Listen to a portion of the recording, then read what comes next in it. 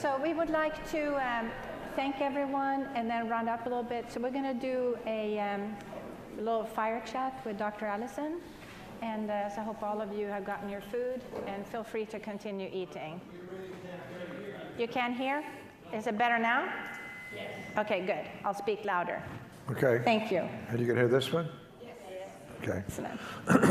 So thank you. So Dr. Allison, that was a quite impressive speech you gave, and with the work you've done. And we're all honored to hear what you have accomplished. And I was asked to ask questions a little bit on your road that led to the Nobel Prize. But I'm also interested to ask a few questions on the road after the Nobel Prize, if that's okay. Sure. Thank you. So given that you explained to us as well, I know you studied what you study, you did not intend to maybe study cancer from the beginning, but you're very good with the T cells and what they can do. Can you explain to us what you think were the most significant findings that you had in your research that you feel led to you being nominated by several people for the Nobel Prize? Well, there were some people that thought, I don't know, there were some I hate to call them near misses or something, but there were people that talked about when we did the T-cell antigen receptor back in the 80s. That had been the holy grail of immunology for a long time, and quite a bit of competition to find that. But I didn't think that was that big a deal, actually. And then again, when the whole CTLA-4 story, the biology came out, there were people who talked about it. Again, I didn't think that was all that exciting. I mean, to me it was exciting, but I didn't think it was, prize-worthy or anything. But I think it was the fact that we developed a new cancer therapy out of it. So it was really for the cancer therapy, not for any of the science itself. But which is why I like to stress that we didn't do the science to do the cancer therapy. It just sort of, I mean, anybody's read anything about me know I've lost, several family members to cancer, including my mother when I was quite young, and so, and I've also seen the ravages of radiation and chemotherapy up close. So, I know about that, and had hoped to do something about it, but that wasn't why I was doing the immunology. I was doing the immunology because I found it fascinating. But what I did do was every now and then, step back and say, okay, I know this. What can I do about cancer with what I've learned here? And I think that sort of is the connection that just, and I like to tell students, if you're really interested in basic science, then do it. And, people keep telling you to do something relevant. Well, who knows what's going to be relevant? Just do the best science that you can. Every now and then, put your feet up, get a glass of wine and think, what use could what I've learned be put to? And that's the way I prefer to approach it. Very good. So then, would you say then, so your basic research, because you also had to do a lot of applied research in order to test. So before you entered into those stages, and how much work was it in between? Could you see that there was a similar base research phase before you could enter into the more applied as well in order to be able to? Well, after we had the idea that this blocking CTLA-4 could lead to cancer. We did a few experiments in mice, just to prove that, but we met such resistance in trying to, move that into a drug, because I was at Berkeley when that work was done, and there's no medical school there. There's really no way of doing any kind of biological work, and so or clinical work. So we just figured to just keep doing mouse after mouse after mouse and building a stronger preclinical case for it until it happened. And then, of course, one of the things that happened is when it got into clinical trials, I thought, breathe a sigh of relief. Thought, okay, now I could just, watch it happen. Except that was wrong, because it turned out that the people doing clinical trials were used to one endpoint, and that was it, which is called progression-free survival, because it was the standard for testing cancer drugs, which kill cancer cells, and you put it on them, and if they don't die, that's it. And so the standard is you give people that have cancer, you measure the total body load of cancer, then you treat, and then at some point, usually 3 months, you look again. And the rules are you can't have any new tumors, and no tumor could have gotten bigger, and there has to be a certain percentage in shrinkage, except in all of our mouse experiments, almost every one of the tumors grew before they went away. And I didn't know anything about clinical trials, so I didn't know about that way that they were judging it. But I did knew it wasn't going to work. I didn't know that it wasn't going to work. And sure enough, the first phase 3 trial failed, and I kept telling them, you got to follow it. I moved to New York in the middle of all this because New York is where all the trials were going on. So I really moved there just so I could annoy the clinicians while they're and then the drug company people and point this out again and again and again. You got to follow the biology, guys. This is a cancer drug. It doesn't kill tumor cells. You have to. So I say you have to get the army going and ready before it'll do something. And so it took a failed trial and then a lot of guts on the part of some people at Bristol Myers Squibb to commit to a 5-year trial of 800 people. I mean, that was probably the most expensive clinical trials recently. And thank goodness it worked out. But that took not only generating data, but also going and annoying people a lot. So it took some new skills that I guess I had that all in me all along. You also had the Southern lesson too, so that's good.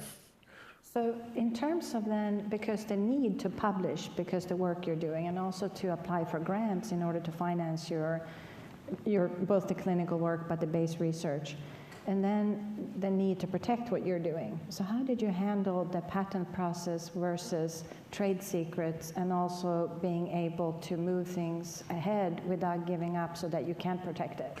That's an interesting question. I didn't think about that a lot, but of course, I realized because I had some friends who had, been involved in getting patents and realized that if you ever hope, it wasn't an issue of money so much as it was just knowing that it's really hard to develop something that nobody owns, so I had to do that if I was I just wanted to see it getting people was the main thing. But, so we just, I made sure that I didn't talk about it in public until the patent was filed. And so, but I told the patent lawyer, I said, okay, I'm going to speak about this at International Congress of Immunology in 3 weeks. So get going. So would you recommend to researchers to do that, to make sure you have a good patent attorney and to follow that advice that seems to be very successful for you? Yeah, I think so. I was lucky enough to have somebody, I was lucky that there was somebody in the Berkeley office, for doing this sort of stuff I had a Ph.D. herself, and she was very, very active in finding, looking in the Bay Area to find somebody who had already had experience with patents.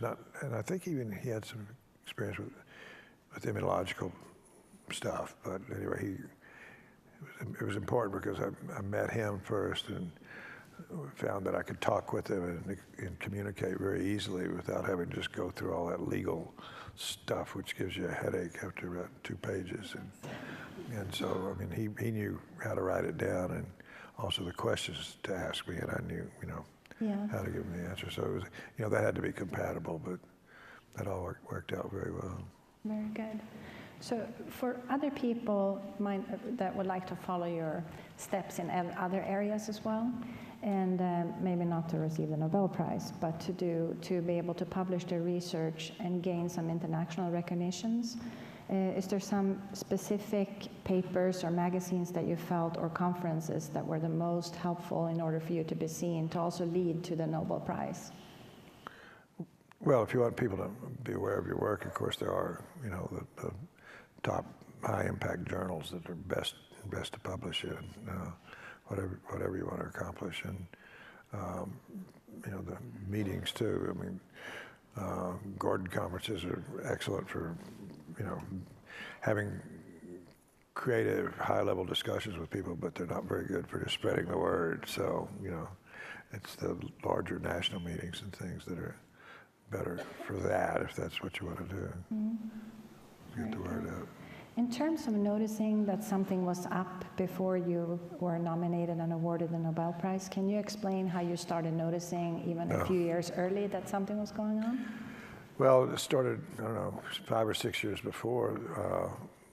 First, it was just little things like the New York Times calling and said, "Where are you going to be on Sunday night, next week? And what's your phone number, and stuff like that, and NPR and all these places." And so I started subtly, and then I noticed that I did an interview for the Texas Monthly, a very extensive interview, and that was timed so that it came out the week before the announcement of and I didn't know that when they were doing the interview. And then the Washington Post did something the Friday before the announcement the next year.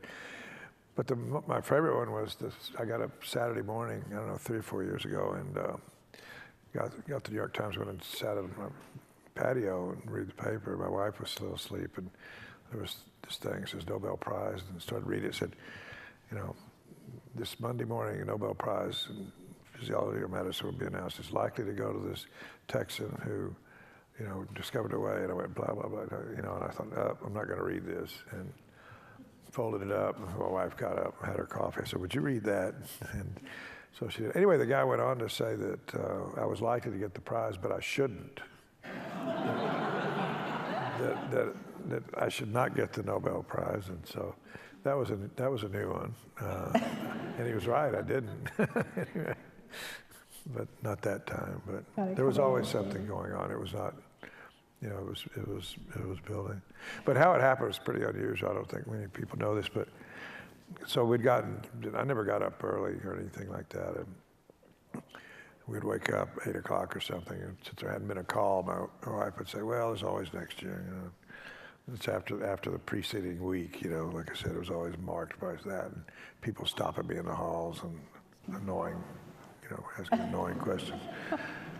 I mean, I don't know how I'm supposed to answer this, but anyway, so I got up early that morning. I was in New York because Pam, my wife, had just won a prize from the Cancer Research Institute and was giving the award lecture on Sunday. So I just went along. It's her arm candy, I guess, and whatever. And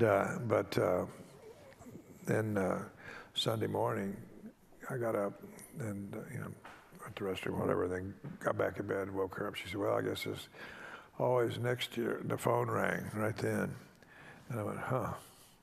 So I picked it up, and my cell phone, and it was my son.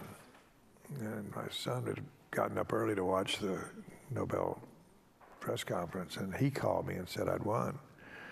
And I didn't hear from the Nobel people for a while. By the time they finally called, there were about 8 people in my room and 6 bottles of champagne and and all this stuff. But somehow, I guess they'd call my office, and but there was a PR guy from Anderson there, and he was watching the press conference, and they announced from Stockholm they were having trouble locating me. So he called them and said, "Well, here's his phone number," And so then finally they called me. They called the reporters from the year before. Yeah. No, but I was pleased it was my son. Were you happy? Yeah, he was really happy. He brought whiskey. Everybody else brought champagne. That's good. And then, how was the planning before? So what happened? It must have been quite exciting here as well at Rice University and MD Anderson before you even went there? The only thing I know is that I suppose they had detailed plans. I don't know. The only thing that I really knew was there was a public relations guy from Anderson that said, so he's a friend and everything, so he went to New York just to be there. But they had already made arrangements with a big PR firm in New York to sort of take over if it did happen. So that rather than take me around all these places, I went there, And so we did a press conference from there, and it was all arranged. But they also, they'd looked at my Twitter account, and they closed it that morning, because they said they didn't want anything in there to become public, because there were some sarcastic comments and things, some political stuff. And anyway, no more Twitter for me, I guess.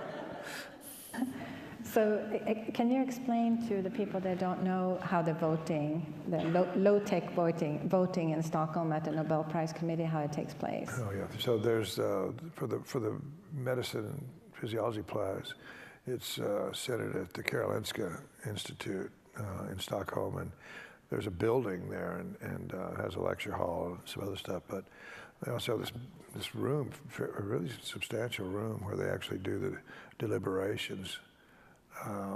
Apparently they have round after round. They showed me the paperwork. It was a stack of paper that high for that particular year that they'd looked at. But anyway, when they'd vote, they just had little paper pads. They'd tear off a piece and write yes or no or whatever. And there was a wooden bowl, and they'd put it in a bowl. It was pretty high tech. And then draw it out, and count it and write it down. And so it's been that way for 100 years, I guess. Yes. And they keep it. So it's a beautiful library in there as well, and building that Dr. Allison got to see too. Mm-hmm. And then when it came time to go to Stockholm, did you get a lot of preparation from the Swedish side, or more just to show up at the Grand Hotel? Or quite a bit of preparation, a lot of help. I mean, the dress code and the list was pretty specific. Had to have a coat, white tie outfit with tails. Yeah. And they specified the fabric on the lapels, and the shoes had to be black, patent leather shoes, and which almost did me in. They, brand new patent leather shoes. There's almost nothing worse. Yeah, that's not good. To wear. And then, did they train you how to bow for the king too, since he's giving out the prize? Yeah, we had to practice bowing to the king. It's exactly like they showed it in The Wife, for those of you who've seen that movie. Very exciting. Did you stay afterwards too a bit, or did you go? No, we had to get back. So you told us a little bit what happened when you flew back. You saw a film, and then you also got invited to a quite fun event in Hollywood. Yeah, so people have mentioned about the movie, The Wife. I don't know how many of you have seen The Wife, but it's about this guy, who's a writer who has a student that's very good, and anyway, stuff happens, and he gets nominated for the Nobel Prize in Literature, but it comes past right at the end. There's all these suspicions, and finally it becomes apparent that she wrote all the stuff, and he was just claimed it and took the credit, and he was really an obnoxious guy, and at the end. But anyway, that's kind of the story. It's worth seeing, though. But Glenn Close played the wife and did a spectacular job. But I was invited to the Screen Actors Guild meeting soon after the Stockholm meeting. I don't remember when, early in January, I guess. Anyway, it was there, and besides, meeting Bradley Cooper and Lady Gaga, which was fun. I saw Glenn Close, and I went over and I said, "Hey, I saw your movie. It's really good. I saw it on the flying back from Stockholm." She said, "What were you doing in Stockholm?" I said, "Well, I got the Nobel Prize, but I did the work myself," which was kind of fun. She introduced me to her really friends good. standing around. So it kind of opened up, the Nobel Prize opened up some other avenues as well. And you also are a musician because you play the harmonica. Yeah. And with a quite interesting person as well. Yeah, well, I played with Willie Nelson a lot, yeah. And last year I got tricked into playing with Seal, although I didn't know who he was, but anyway, so. That's good. So has winning the Nobel Prize made it easier for you to get grants, or was it already easy? Easy, I mean, I know. Yeah, well, I was lucky. All the early stuff that I did was published was supported by, at least in part, by grants, but I was lucky enough to be a Howard Hughes investigator starting in 1997 so that did a pretty good job of carrying me through it. And then finally, I had money from Hughes, I had money from the Ludwig Institute while I was in New York City, and so I decided I shouldn't take any more grant money, and so I quit. So since then, right now I'm being funded by CPRIT, the Cancer Research Institute in Texas, which I went to the Capitol a couple of weeks ago to lobby for them to renew it, and it looks like they are, so that's a good thing. That's good. So how are you connected with... But it has brought in some more funds. Philanthropic money. That's good, though. Yeah. And then how are you connected with the Austin New Medical School? With what in Austin? Yes. Not formally in any way, although I've been down a couple of times to speak and talk to them about setting up their IRB and stuff like that. That's good. But other than informal, I don't do any.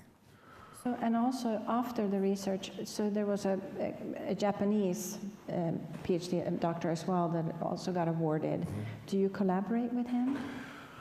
No, that's a funny story. Back when I did the T-cell receptor in the 80s, he wanted to collaborate. He actually flew to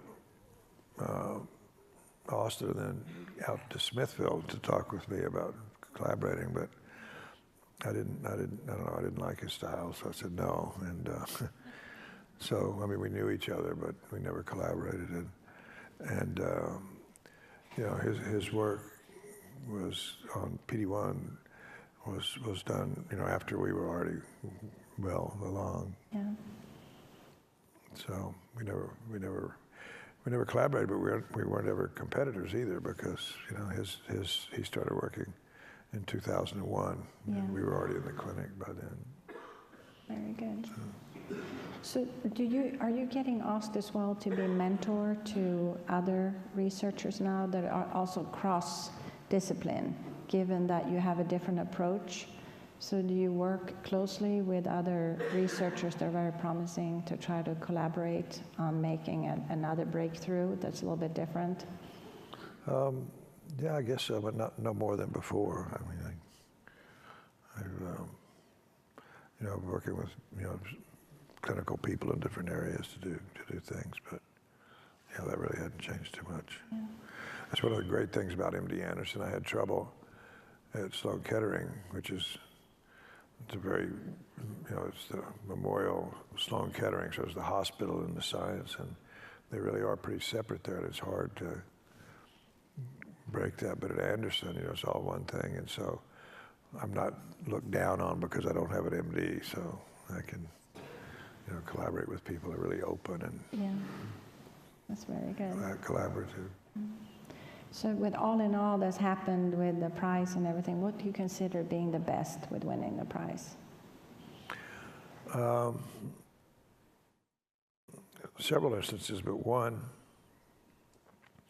was in Stockholm. It's happened here a number of times too, but there was a melanoma society in Sweden, and they got together about somewhere close to 50 people that had, you know, been treated successfully with these drugs, and they had a reception. I met those people, and that's a prize. Yeah, that's the way to do it too. That way you can deal with the drawback too, with all the selfies, since you're getting so famous too. Yeah. Very good. Thank you so much. Okay, you're welcome.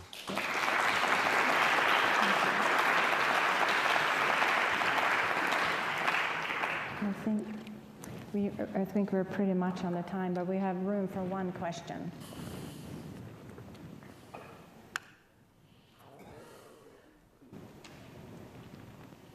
That's good. Everybody's digesting. Yes. Thank you. Oh, here's one.